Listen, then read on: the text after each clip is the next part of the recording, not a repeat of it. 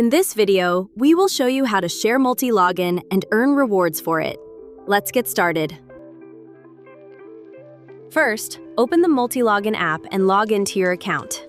A paid subscription is required to use the referral program. Next, click this icon on the top bar to open the referral program screen. Here you can see your referral balance, shareable link, and your personal code.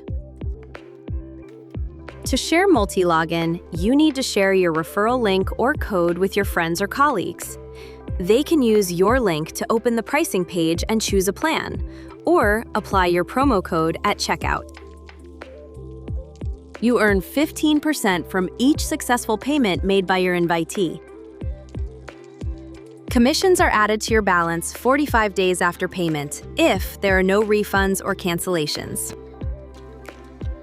Use your referral balance at checkout to pay for subscriptions, mobile minutes, or proxy traffic. Sharing Multilogin is simple and allows you to save on plans, proxies, or mobile minutes. Get started today.